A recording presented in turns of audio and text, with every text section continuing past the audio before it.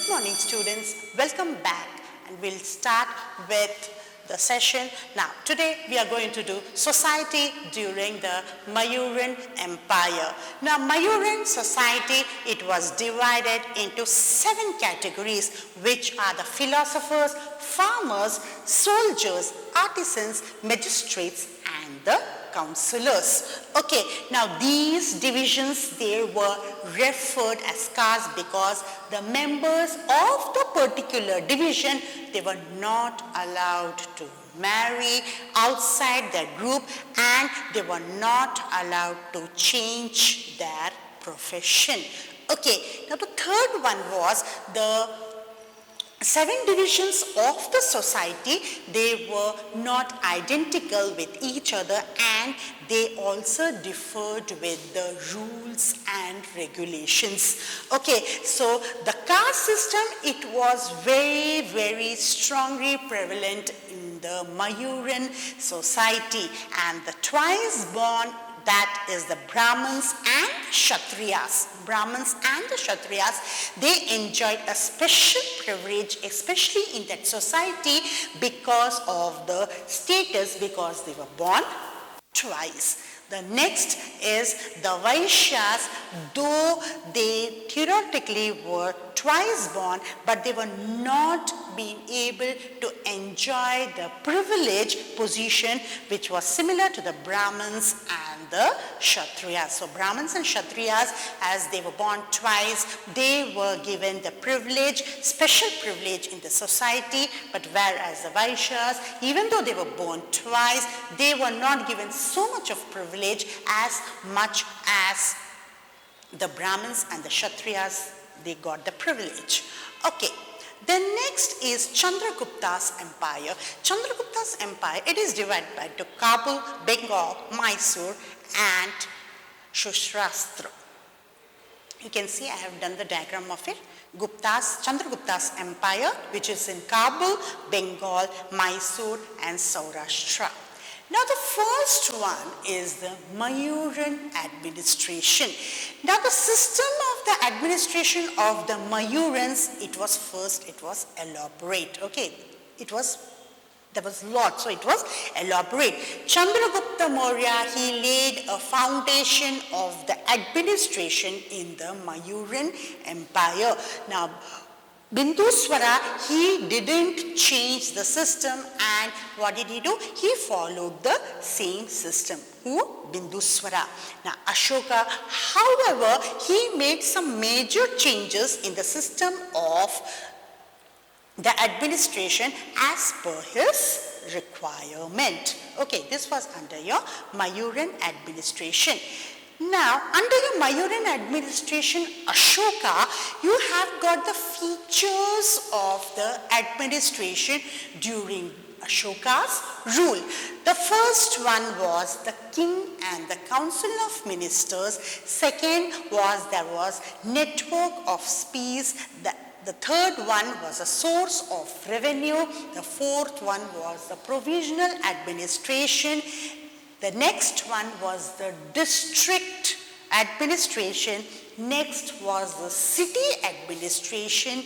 Then was the administration of the justice. Then the peace and good order.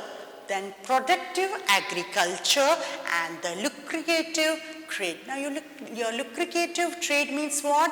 The land and the waterways, trade with manure, Sri Lanka sea route, that is Gujarat to Belon. This was about the Mauryan administration during Ashoka's rule. Next is the provinces during Ashoka's rule. Now, what were the provinces during Ashoka's rule? Now, state, it was divided into the provinces, and during Chandragupta Maurya's rule state, they had 4 provinces where Kalinga was also added by King Ashoka. Now, the 4 provinces were Taxila, which was in the northern state. In the western state, it was Ujjain. In eastern state, it was Tosali. In the southern state, it was Swarnanagari. And the last one was, the 5th one was Kalinga. Again I'm repeating, Taxila, which was in the north, in Ujjain it was in the western side, in the eastern it was Tosali, in southern it was Swarnanagari, and the last was Kalinga. So these were the 5 provinces. Now, when it comes to the king, I have made a table over here, which are the terms, the provisional administration, district administration, and the city administration. Now, under your terms, you have got the head. Now, under your provisional administration, you have got the governors, which are the provinces which I have discussed right now. It is Taxila, Ujjain, Tosali, and Suvarnanagari. Then you have got a district administration, that is Rajukas, which is the district. Then in the city administration, it's the Nagaraka, which is what?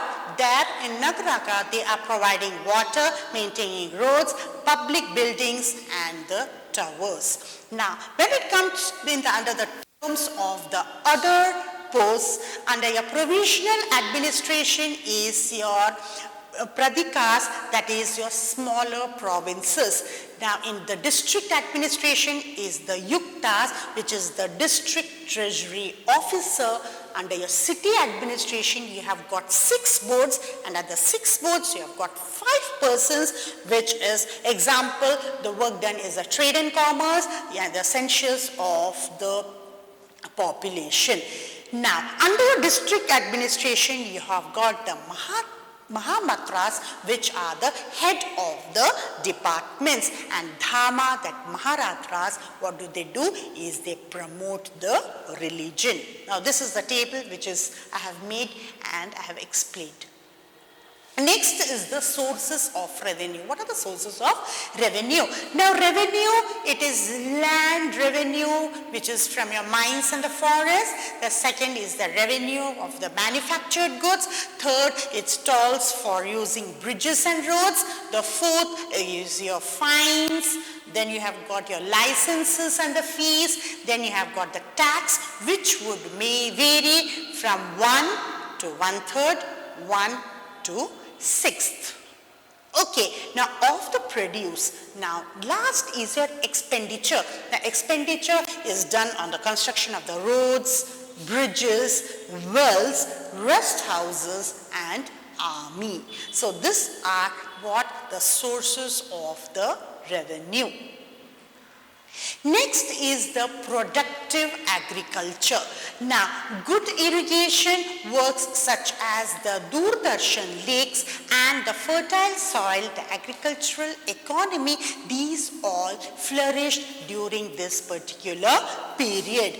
Okay, the tax would vary from 1/3, 1/6 of the produce depending on the agriculture facility which was provided in that particular area. Last one is your Dhamma. Now what is Dhamma? Now the principles of the Dhamma is the first one, purity of the domestic life and the truthfulness. Second is the toleration. Third is Ahimsa. Fourth is the true ceremonial. Now true ceremonial is nothing else that it is the kindness to the living creatures and liberty to the Brahmins and the associates. So these are the principles of Dhamma, that is what? The purity of the domestic life and the truthfulness, tolerance, Ahimsa, and the true ceremonial. Last one is Ashoka's policy of Dhamma. Now, Dhamma is the Prakrit form of Sanskrit which is called as Dharma. Okay, that time they are calling, according to policy, Ashoka's policy, it is Dhamma. But according to Sanskrit word, it is called as Dharma. Okay, now Ashoka, he tried to use this in a very big and wider sense. And Dhamma, it was what? The code of moral duties, the acts, and the freedom from the passions for an individual. Now, it comprised of what? The social, personal and the moral virtues. Now the principles of Dharma were such that they were acceptable to the people who were belonging to this religious act. So students, I'll come to the end of this particular session. I'll try to meet you all in the next session. Thank you.